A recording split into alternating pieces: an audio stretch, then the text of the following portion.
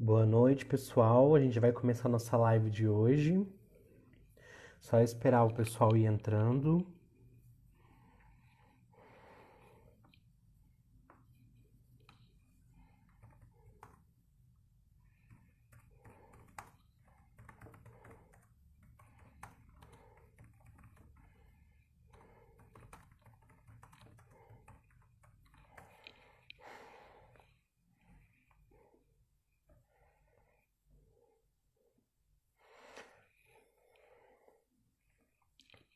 Esperando aqui o professor Cauã entrar.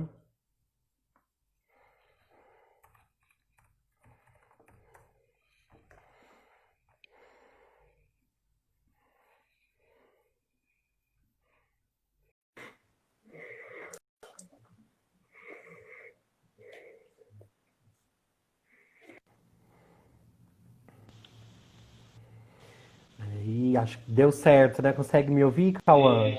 Consigo ouvir bem. Você consegue me ouvir? Também.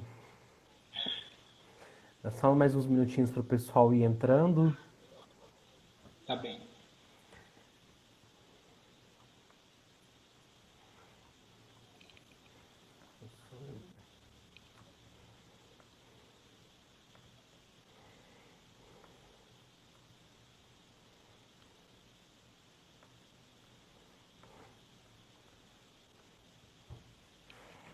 Cafis entrando também.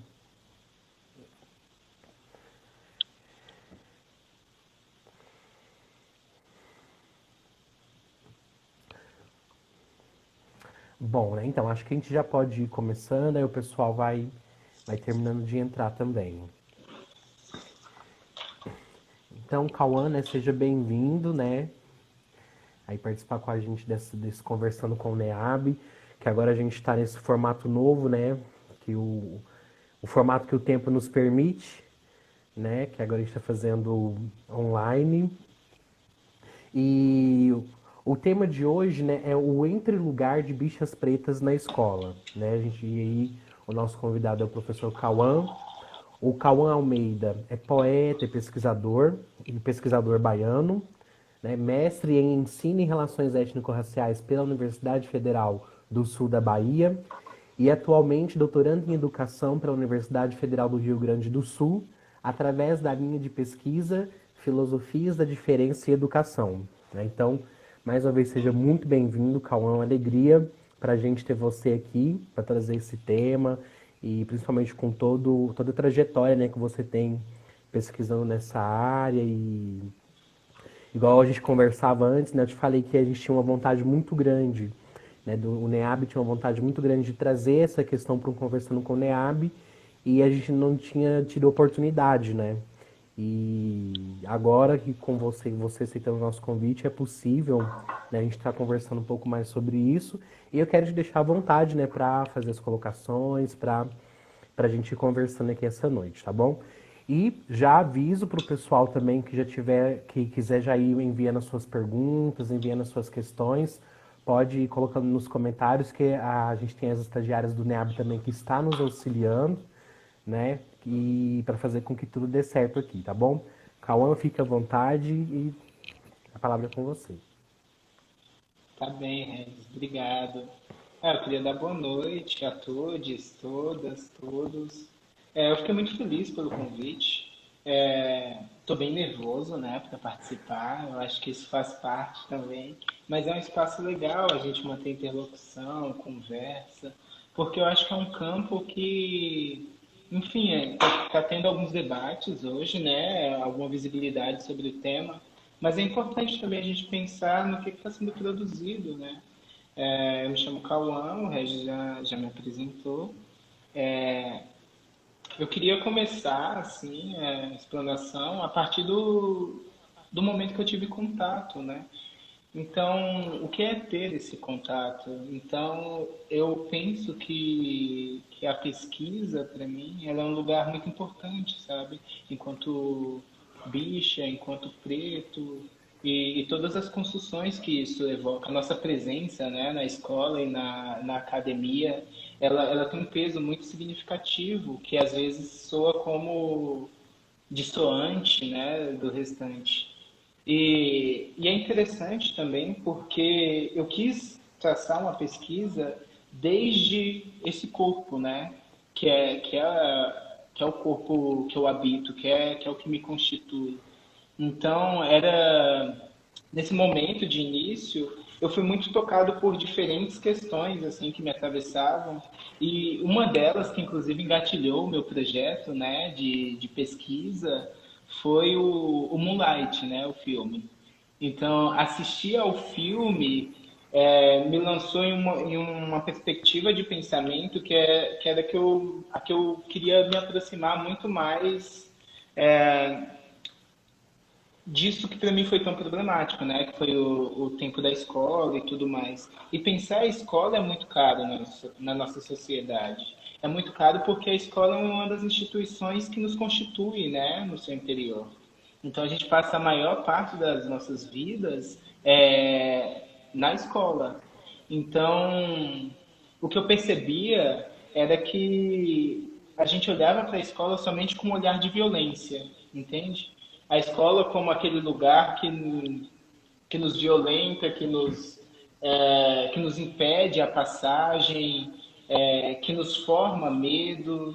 Mas eu também entendia que na escola existiam potências, sabe? Então, na escola, por exemplo, eu tive contato com outros estudantes negros e gays, por exemplo. Na escola, eu tive contato com outras forças que me potencializaram. Então, eu lembro que uma conversa com uma amiga minha, ela me falou: sim, a escola é um lugar difícil, mas não é um lugar tão extremo da morte. A gente sobreviveu a ela, né? Então a gente conseguiu sobreviver a esse lugar. Então, quando eu comecei a pesquisar sobre bichas pretas e sobre currículo,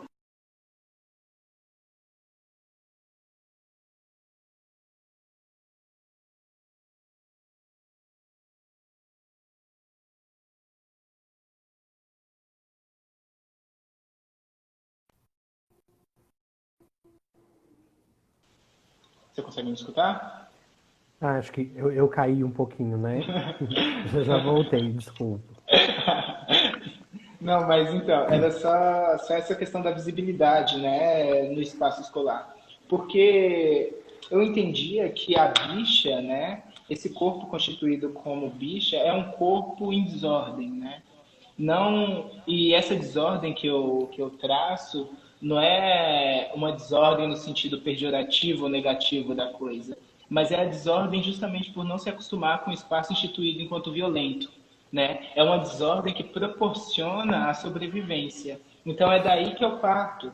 Então eu entendi a escola num sentido de uma busca incessante pela ordem, né? Pelo controle espaço-temporal. E essa ordem, ela produz efeitos de ordenação, né? De sentidos, de como deveria ser, como a gente deve se comportar, como conversar, que banheiro frequentar, que lado da fila ficar. Então, tudo isso era muito. São muitas palavras de ordem dentro desse espaço, e ele é garantido por um acordo tácito, né? A gente naturaliza determinados comportamentos e a gente segue esses comportamentos sem questioná-los, assim.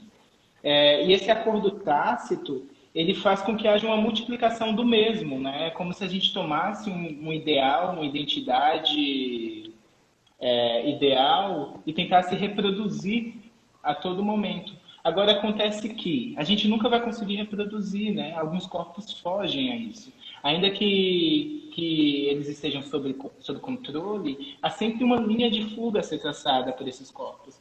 E é daí que eu comecei a enxergar algumas potências, né? Como fugir, né? Entender esse corpo fugitivo, que é aquele que não pode parar de fugir, porque parar de fugir é morrer, entende? É um corpo que ele é fronteiriço e que ele está cruzando espaços e tempos o tempo todo. Porque quando ele tenta se fixar em algum lugar, ele é entendido enquanto estrangeiro, ele é deportado daquele território, né? Então, essa é uma questão que me veio muito forte. E nisso, alguns corpos, né, eles causam um rompimento. E é daí que, por exemplo, se entrelaça, né, a questão da negritude com a sexualidade. Porque quando eu comecei a realizar algumas leituras, eu gosto muito de uma autora chamada J. Mombassa, né? J. Mombassa é uma grande referência para mim. E daí eu comecei, tem um texto dela, fantástico, que está no Medium, que se chama Pode um Comestiço Falar, né? E nisso tinha algumas questões ali que me faziam pensar outras possibilidades de existência, né? E essas possibilidades de existência, elas habitavam limites, né? Limites espaciais, limites temporais, limites curriculares. Então, era uma questão de entrelugar, né? Esse entrelugar eu tomei de empréstimo de um pensador indiano, que é o Ram Baba, né? Porque é no entrelugar que acontece a possibilidade de pensar a existência do outro, né? Esse outro diferente do mesmo, né? E aí entra a questão da diferença na minha pesquisa. Porque pensar esse outro envolve um jogo de luz e sombra curricular. E isso, esse jogo de luz e sombra, foi quando eu, nas leituras sobre a história da sexualidade, né, do Foucault, e também tem o Vigiar e Punir, ele coloca que a mesma época, né, que a mesma modernidade que descobriu as luzes, também descobriu a disciplina. Então, visibilidade, ela também pode cair num jogo disciplinar. E aí, esses corpos que se identificam enquanto bichas e pretas são múltiplos, né? E há a possibilidade de habitar campos heteronômicos nas suas diferenças.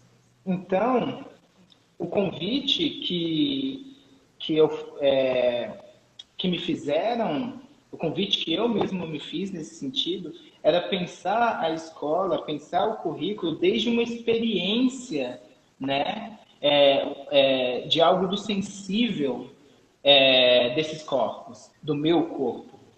Então, pensar isso era gerar uma torção a uma tradição epistêmica, assim, porque quando eu acho que essa crítica ela é muito enfatizada, né, que quando os estudos a gente encontra algo no campo dos estudos raciais, por exemplo, muitas vezes a gente vê uma perspectiva muito heterocentrada, né?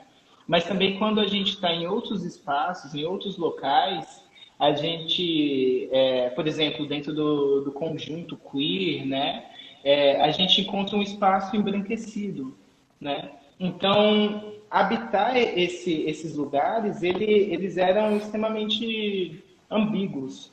Então, nessa questão da luz e sombra, a raça ela vai funcionar como imagem, corpo e espelho enigmático, né? Quem traz isso é Mbembe. Porque, nesse sentido da raça funcionar como imagem, ela funciona como programação do olhar, né? Aquele que olha o corpo negro. E daí, tem um trecho do Pele Negra, Máscaras Brancas, do Fanon, que é bastante interessante, que ele escreve, eu separei aqui, o seguinte, né?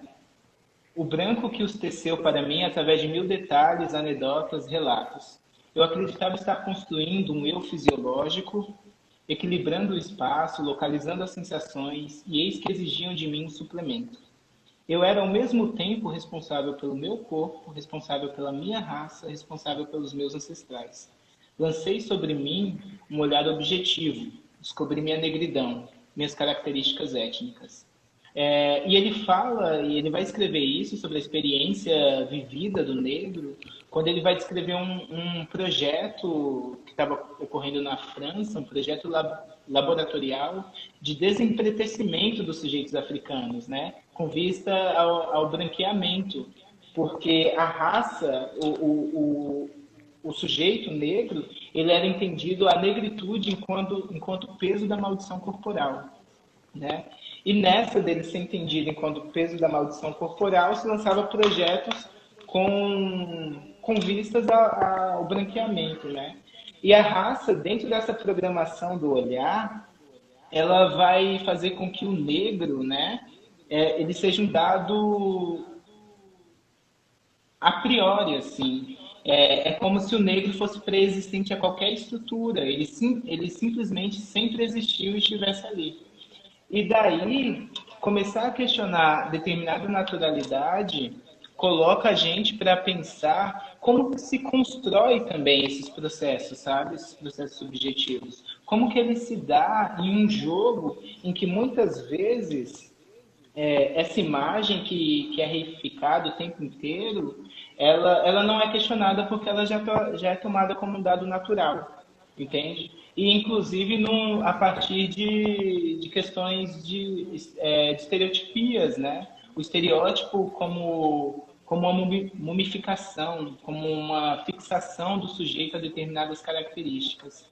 E aí, a bicha preta, nesse sentido, ela desorganiza.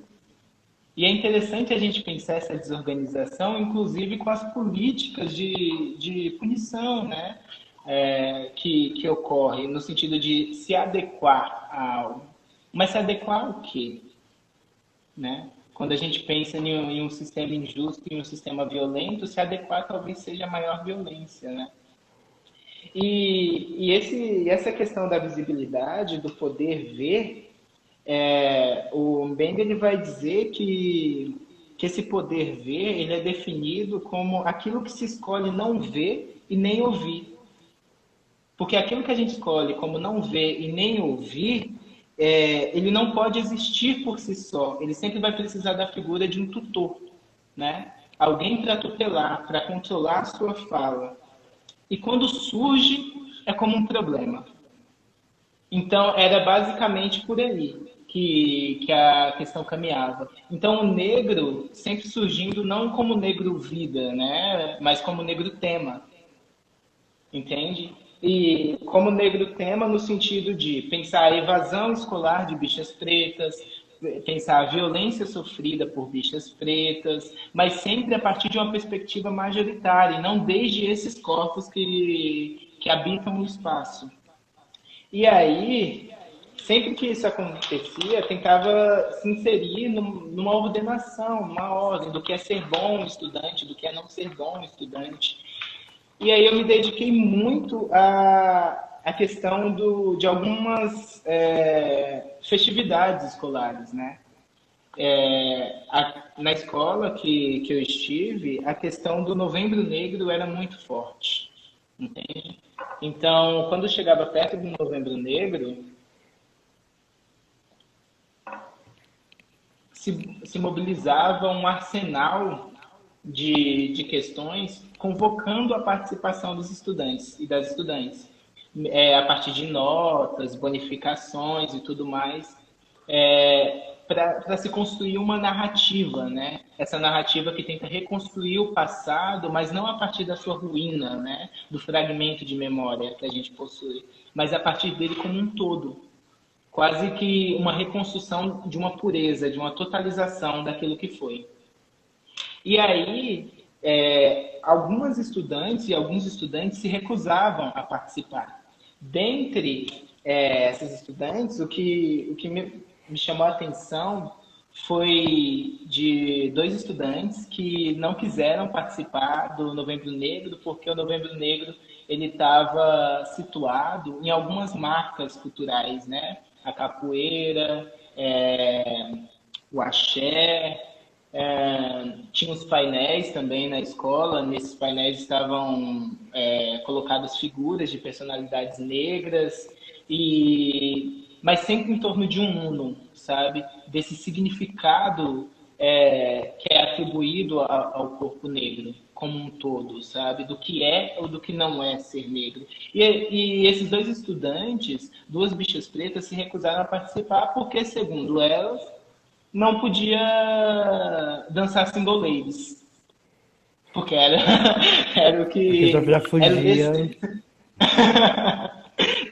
E a resposta foi bem essa assim mesmo. Que eu vou fazer lá se eu não sei jogar capoeira, eu não quero fazer tal coisa.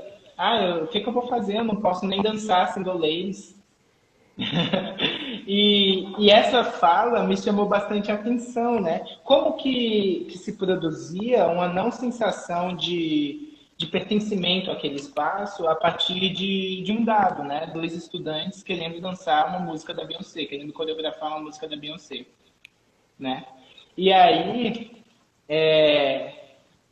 o que eu comecei a pensar ainda nesse jogo de luz e sombra, de visibilidade, era que alguns corpos eles eram convocados a uma posição visível no Novembro Negro para que servisse de modelo, entende? E aí se reificava, se produzia novamente o significado do que é ser bom, do que é um bom ou mau negro, do que é uma performance negra satisfatória dentro dessa imagem colocada de modo colonial, entende? E aí a raça ela adquire um tom de um desejo de transparência, um desejo de simplicidade, né? Querendo que aqueles que ocupam, que são lidos nessa posição, eles se adequem a determinada performance ou performatividade, né? E muitas vezes, dentro desse desejo de transparência que a raça constitui, de simplicidade, era tomado um combate ao racismo como uma questão de bons sentimentos, né? Então, o racismo ele saía de um campo ontoepistemológico e ele figurava ali num campo moral, né? O racismo é mal, precisamos combater. Mas o que o que se produzia nessa questão de uma moralização era que o racismo ele poderia até ser tentado, né? Ele poderia até ser combatido, mas o sujeito racial ele permanecia intacto. Então, essa permanência do sujeito racial como intacto, como dado, como um a priori, ele permanecia mesmo durante o combate ao racismo. Então, o racismo é um produto do colonialismo, mas e o sujeito racial? Né? E o negro? Como que fica dentro dessa questão? E aí, no meio disso tudo, a gente ainda tem o pensamento em um corpo que ele é atravessado por inúmeros campos de força, né? Ele é constituído de diferentes formas e por diferentes encontros. Então, como que é para um corpo negro, dissidente sexual, ocupar esse espaço?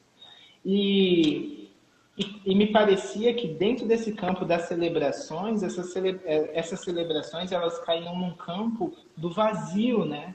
Porque elas silenciavam justamente aquilo que é indizível na gente. É indizível na gente porque parte de um trauma de linguagem, de um trauma coletivo que nos corta e nos secciona no sentido de não articular uma linguagem possível para falar sobre um determinado trauma, né? Então, eu acredito que até hoje a gente tenha essa dificuldade em articular uma linguagem possível. Mas é justamente nesse ponto da inarticulação de uma linguagem possível para falar disso que nos é indizível que se constitui potências, né? Então, quando eu tomei o conceito do entre-lugar para pensar, era justamente nesse sentido do chão provocar uma conjunção das coisas, sabe? Então não era mais ou bicha ou preta, ou não era as duas coisas ao mesmo tempo, entende? Era bicha e preta e pobre e estudante e não sei o quê, abrindo um campo a uma multiplicidade que se formava, inclusive, comunidades no interior da escola, comunidades de resistência, né? Porque a gente pensa em comunidade no agrupamento de muitos sujeitos, né? Mas, às vezes, a comunidade solitária, né? Havia no intervalo da escola comunidade de dois, por exemplo. Então, isso se produzia numa zona de experimentação. Esses corpos, eles por habitar em um campo ambivalente, né, se havia zonas de experimentação que fugia às tentativas de se fixar em um determinado lugar. E esse não fixar, ele era muito importante nesse sentido. Porque só um minuto. Porque quando não se fixava em determinado campo, justamente se produzia outro ordenamento, se alargava as fronteiras curriculares, entende? Porque é justamente esse habitar a fronteira. E esse habitar a fronteira é um constante movimento, né? Não é uma habitação parada em que as pessoas residem em determinado espaço. É um espaço de alargamento das possibilidades do presente. Então, quando esses dois estudantes quiseram fazer a coreografia de Single Ladies, por exemplo, no Novembro Negro, eu achei o máximo, né? Eu achei o máximo no sentido de a visão que possibilitava ter era de reconstruir o presente através de narrativas fragmentárias, sabe? Então, não era uma heresia a determinado a essa cultura, né, entre aspas, tida como negra, porque são muitas e as recriações são muitas. Então, essa possibilidade de inventividade na escola era o que mais me interessava e é o que mais me interessa, né? É uma poética. Sim, é como que esse espaço escolar extremamente violento, né? Quando eu vejo assim, quando os estudantes eles propõem dançar singoleiros, né? Como que isso foge, né? Da realidade da escola. Primeiro porque são dois estudantes que às vezes vai estar performando ali uma mulher ou performando um- uma, algo mais próximo da cultura gay, né? Pode-se dizer assim. E por não estar nesse lugar de cultura negra que muitas vezes a escola ela tenta reproduzir, né? Que são lugares de estereótipos também, né? Igual você começava dizendo. Uhum, exatamente. A gente está começando já a receber alguns comentários aqui, Cauã, e eu quero deixar o pessoal que está nos acompanhando à vontade, né, para fazer as perguntas, né? A gente tem aqui um comentário da Cris, né, que eu acho que dialoga muito com a sua exposição, que ela diz: a escola deveria agregar a diferença, a diversidade, como possibilidade de encontro cultural, troca, riqueza, né? E isso é um grande desafio para nós educadores, né? E aí ela continua dizendo que é muito relevante esse olhar para o contexto da escola e para a formação de professores, né? Uma vez que essas coisas também elas estão interligadas. Uhum. Sim, sim. Esse espaço de abertura, ele acontece muitas vezes dentro dessa tentativa de uma visibilidade disciplinar, sabe? É, Então, dentro do conceito de inclusão, se resguarda muita ressalva, né? Essa inclusão ilimitada também, como se quer, como é colocada, a exclusão por si só ela é um critério de exclusão, assim, no final das contas, entende? Então, quando, por exemplo, se traz o contexto da diversidade, né, da escola, por exemplo, essa diversidade ela surge como um grande guarda-sol, um grande guarda-chuva, em que todas as coisas elas ocupam aquele espaço, entende? Então, o que é a diversidade? Se a gente for questionar, né? Diversidade, diversidade de pessoas, mas quando a gente pensa em diversidade, a gente vai falar, é o estudante que ocupa alguma posição dentro da comunidade LGBT, é o estudante negro, pobre, mas normalmente o hegemônico não é nomeado, né? Então essa diversidade ela acaba sendo um agrupamento à parte. Exatamente, são os que fogem à regra, né? Os que fogem ao padrão. Né? E acho que isso dialoga também com o comentário do Lucas Guzzo, né? Onde ele traz aqui a Glória Alzandua fala dessa habitação das fronteiras e da constante necessidade de autorização dos dois ou mais lados, né? Como o sujeito minoria, ele precisa o tempo todo recorrer ao que é a regra, né? Recorrer como exceção para se legitimar nos espaços. Uhum, uhum. Sim, é uma figura de tutoria, né? O Rambaba, ele tem uma passagem que ele vai dizer que existia ser chamado à existência, né? Então, cada vez que se convoca a aparição desse sujeito, ele existe. Mas, ao mesmo tempo, há aqueles que, dado esse poder ver, ele não é nem visto nem escutado, né? E aí, quando ele surge, aí novamente vai surgir como um problema dentro daquele campo. Então, por que a gente está tendo a evasão de estudantes negros? Porque o rendimento escolar de meninos negros é menor do que o de meninos brancos. Então, sempre surgindo num campo em que se restringe uma potencialidade criativa, entende? E se refigura nisso a reafirmação do mesmo, a reafirmação daquilo que já está constituído. Então, quando se dá essa ordenação e se falar por, é algo que se arrasta, né, por toda a nossa vida, assim, como sempre os sujeitos vistos como uma necessidade de tutoria, né? Sempre a nossa fala ela tem que ser intermediada por um outro sujeito, normalmente o hegemônico, que ocupa determinada posição, que traduz o que a gente fala, né? Então, se ativa um critério de traduzibilidade, como se o som da nossa voz ele fosse inaudível em determinados campos. A J. Mombassa fala, inclusive, quando vai traçar sobre bichas afeminadas, né? Como que se produz determinado efeito de reconhecimento, por exemplo, em que o ouvido, a audição, ela está preparada para determinado tom ser identificado como bicha, né? Então, ou seja, são coisas aprendidas. Exatamente. A gente está só recebendo aqui mais comentários, Cauã. Assim, a Camila está dizendo aqui. Talvez o Cauã tenha dito e eu perdi. Fiquei curiosa em saber onde ficam as escolas de análise da sua pesquisa. Né? E ela fica pensando se há diferenças de experiências de bicha pretas em escolas baianas.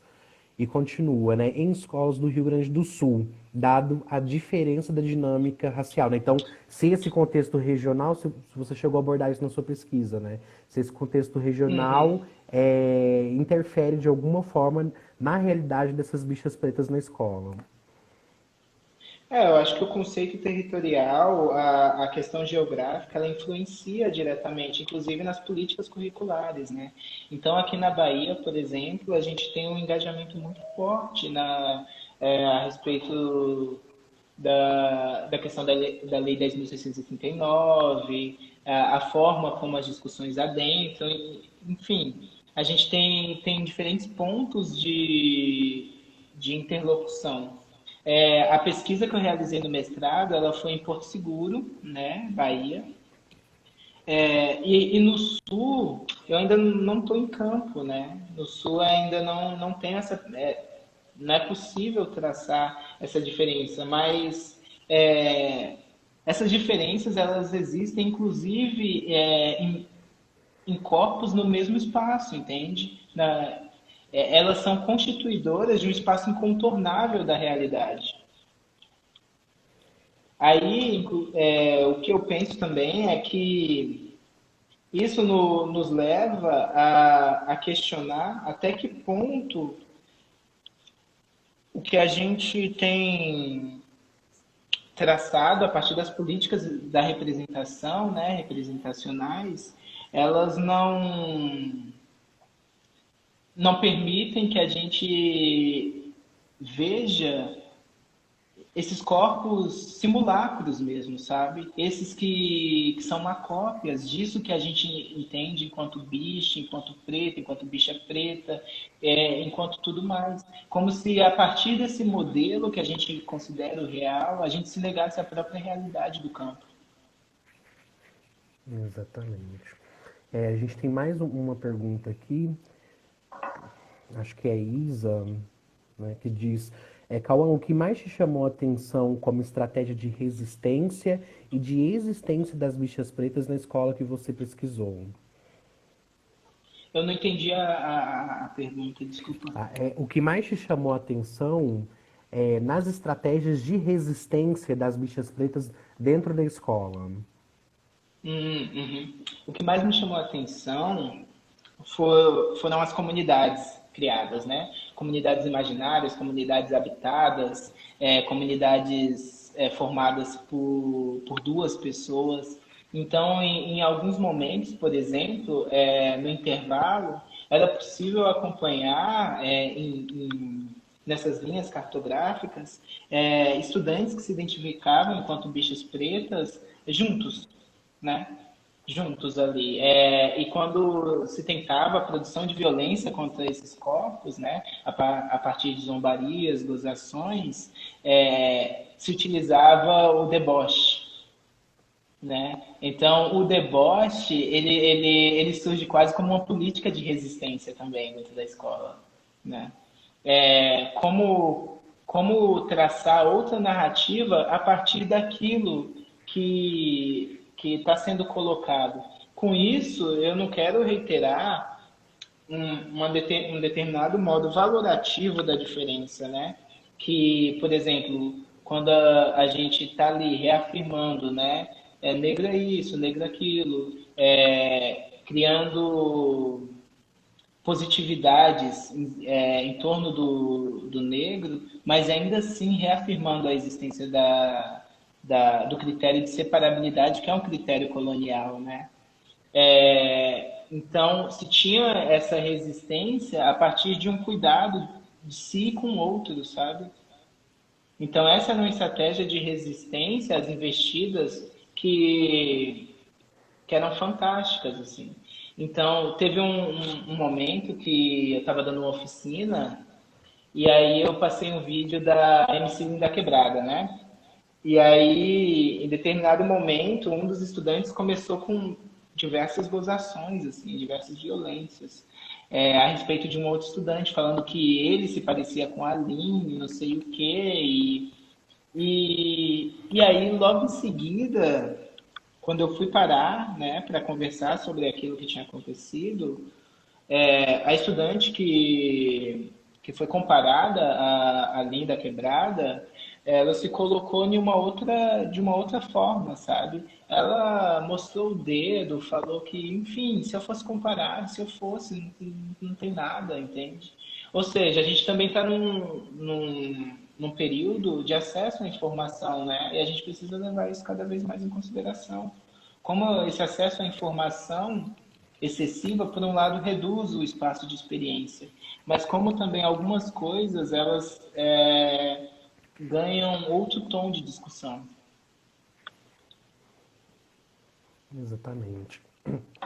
E eu fico pensando aqui, assim, Cauã, eu gostaria que você falasse como que a escola, eu não sei qual era a proximidade que você tinha com a escola que você pesquisou, mas como que a escola ela recebeu a sua pesquisa, a sua proposta, né? Até, por exemplo, de trazer a Linda Quebrada, que pode não, é uma artista que pode não ser muito bem vista na escola, nessa estrutura que a gente tem, que a gente tá problematizando aqui, né? Como que isso foi recebido? Então, a escola que eu pesquisei, ela faz parte de um complexo, né, de escolas agregadas à universidade. Então, é uma escola estadual, mas que possui parcerias, né, com a universidade.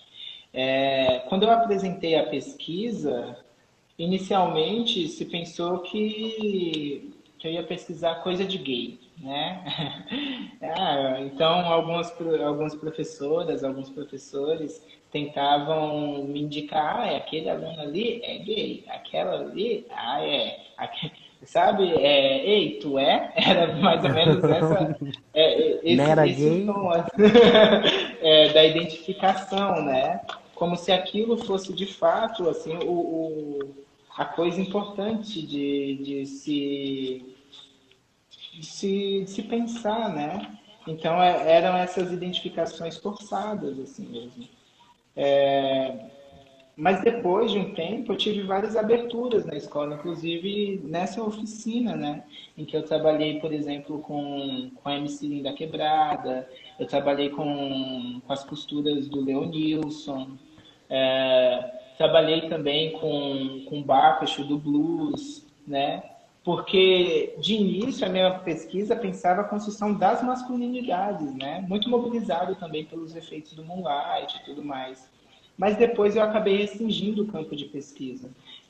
No caso, eu não sei se eu poderia chamar de restrição, sabe? Eu acho que foi uma expansão, na verdade. É, e em alguns momentos, assim, eu não enfrentei diretamente nenhuma violência aberta, sabe, na escola por parte dos funcionários, por parte da diretoria, da direção e tudo mais. É, era muito a questão de eu ser um corpo estranho, né? Então, sendo um corpo estranho na escola, isso causa um determinado assombro. Principalmente, eu acho que muitas pesquisas que acontecem na escola, elas vêm num tom arrogante, talvez, de tecer uma crítica às condições de trabalho que estão ali. Dizer, não, tal professor é homofóbico, homofóbica, de legislar sobre o outro. Na real é isso, sabe? Esse legislar sobre o outro. Sim.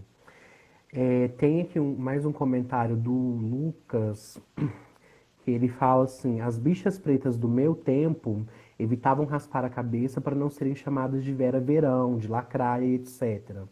Hoje, as próprias bichas pretas conseguem se apropriar positivamente das referências. Tudo. Né? Ele conclui. Uhum. E você consegue, assim, que querendo ou não, a gente também parte desse lugar enquanto bichas pretas, né? Então a gente teve uma experiência escolar que faz parte da nossa vivência, né? E você consegue, assim, mais para a questão da sua vivência pessoal, identificar essa mudança, assim, tipo, na escola que você passou, e aí quando você volta para essa escola, como que você a vê? Ah, sim. Eu acho que tem uma constituição de violência que nos é colocada, né, dentro desse espaço. Mas também foi na escola onde, por exemplo, eu consegui conviver, enxergar, ter amizade, proximidade, enfim, relações com outras bichas, né? Então, quando eu fui para a escola, o primeiro olhar era esse olhar mais fatalista, talvez, do espaço. E, inclusive, em determinado momento, eu fui colocado contra a parede, né? Isso é bem interessante. Quando eu estava na escola, já em pesquisa, aconteceu na sala assim um incidente e que quando eu falei, porque era muito aberto esse espaço de conversa, então todos os estudantes, todas as estudantes sabiam que eu era um bicha e tudo mais. E aí quando a gente começou a conversar, que aconteceu alguma coisa, um dos estudantes falou assim: "Ah, mas você não é uma bicha você não é uma bicha daqui, era algo desse tipo. Você não é igual a gente, no sentido de assinalar que havia uma diferença hierárquica ali, colocada por algo exterior, sabe? É, eu estava ali habitando não enquanto secundarista, né? Eu estava habitando aquele campo enquanto pesquisador. E essa era a leitura que faziam sobre mim. Então, nesse momento de fazer essa leitura sobre mim, inclusive, foi colocar, eu comecei a pensar, né? Poxa, quais são os limites disso? Porque, de fato, né? Se instalou uma fronteira e talvez o fato dos estudantes me entenderem enquanto um corpo dissidente, ainda assim, não me fazia no campo de pertencimento igual, entende? Porque segundo colocavam era essa a questão. Então tá, você é diferente porque as palavras usadas eram essas, né? Você não é como esses viadinhos daqui. Então, essa experiência, ela demarca posições vividas nesse gesto de cartografar a escola, né? E dentro dessa cartografia é se abrir para um espaço de receptividade radical, né? Quando você caminha com. Então, não ser como os viadinhos dali era uma interpelação feita ao meu corpo, que eu também precisava me colocar em que espaço discursivo eu ocupava, entende? Porque quando eu era um viadinho secundarista, talvez eu repetisse essas mesmas palavras que me foram ditas, entende? Até mesmo pela escola não ser muitas vezes esse ambiente que você fica tão à vontade para viver, né, a sua sexualidade, a sua consciência racial e ser quem você é, né, de forma tranquila, né? Uhum, exatamente. E aí é colocado uma outra questão, né? Então, por exemplo, eu não estava como um professor da escola, num quadro de professores, né? Então isso me jogava em diversas posições diferentes, né? E se a gente pode começar a problematizar isso, a qualidade seria tão aparente o quanto eu fiz ser? Né? São questões para a gente já ir pensando e entendendo melhor o que é esse ambiente escolar, não é? Uhum, Isso. exato. Cauã, eu quero aqui já em nome do NEAB te agradecer, né? Acho que a pesquisa é de extrema relevância, né? Uma necessidade política, né? Para além de todas as necessidades que se põem aí. E eu já queria te deixar à vontade para ir para as considerações finais. Eu acredito que a gente aqui não tem mais comentários nem perguntas, apesar que a gente ainda tem alguns minutinhos. Então, se alguém quiser enviar, pode mandar, mas quero te deixar à vontade para fazer suas considerações finais. E esse vídeo ele vai ficar disponível aqui na página do NEAB, né? Então também pode compartilhar, pode divulgar entre os contatos, que realmente é um tema muito importante para a gente estar discutindo. Certo. Eu queria muito agradecer, sabe? Agradecer a questão da conversa. Esse espaço de conversa é muito importante. Eu acredito que a gente está num período em que tudo parece nos saturar, né? Assim, são muitas coisas acontecendo ao mesmo tempo, a questão política do país, a gente com os olhos pregados em ecrãs, né? Em telas o tempo inteiro. Mas eu acho ainda que há possibilidade de bons encontros, é nisso que eu boto fé, assim. Hoje eu estava conversando assim, então enquanto pesquisa, o que que a gente procura, o que que a gente procura produzir? Então, o que eu procuro produzir é algo que quando seja lido, se for lido, né, se acontecer disso, tenha um encontro que consiga produzir algo, né? Eu não sei muito bem quais são os caminhos que uma pesquisa leva ou como isso se dá, mas eu sei que habitar esse corpo, né, esse corpo bicho, esse corpo preto, faz com que eu procure a melhor forma de viver feliz nele, entende? E com ele. E eu sei que isso só acontece num ser junto, né? Num caminhar junto. Então, eu agradeço bastante pelo convite, eu fiquei bastante nervoso, né? Mas Nossa, bastante feliz. nem pareceu. Tô Cauã, disfarçando. a gente tem um último comentário aqui da Camila, que ficou cortada a fala dela. Ela gostaria que você falasse. Opa, peraí.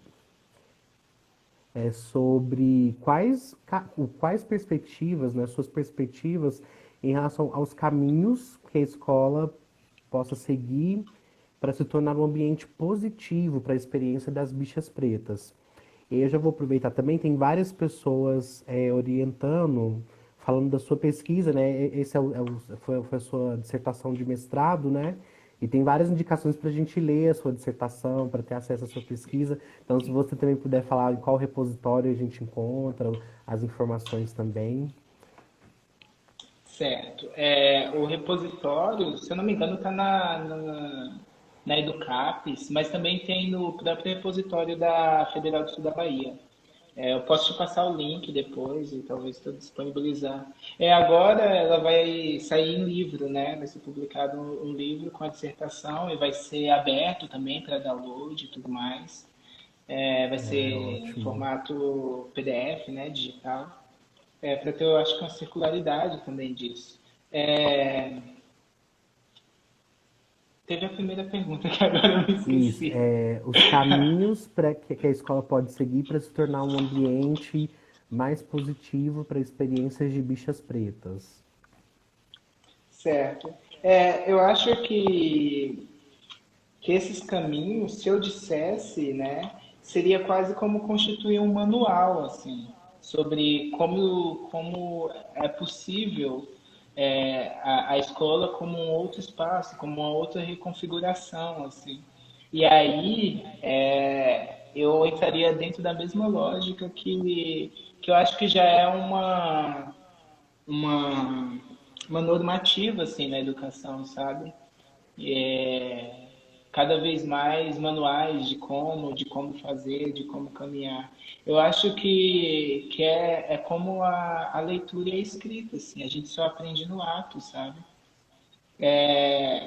O que eu entendo é que no campo da pesquisa é cada vez mais partir de uma perspectiva que não tome o outro como um sujeito a ser conhecido, dominado, né? Conhecimento se confunde bastante com dominação, mas se tome perspectivas desde esses lugares, entende? É, no sentido de não se produzir uma dupla violência, mas de se produzir uma potência, a partir daquela potência já existente, né? De multiplicar, de multiplicidade. É ótimo. É isso. Então, Cauã, muito obrigado, viu? Foi excelente aqui a nossa conversa. Quando sair a publicação, passa pra gente, a gente vai divulgar aqui também para o NEAB, a Cris está falando. Então, muito obrigado. Agradeço bastante por você ter participado aqui com a gente. E para quem quiser depois ter acesso a esse vídeo, o vídeo vai estar disponível aí aqui na página do NEAB, para a gente também difundir essas ideias que é de extrema importância nos nossos dias. Certo? Então, uma boa noite a todos e todos que nos acompanharam aí. Até mais. Tchau, tchau. Beijo. Tchau. Obrigado, gente.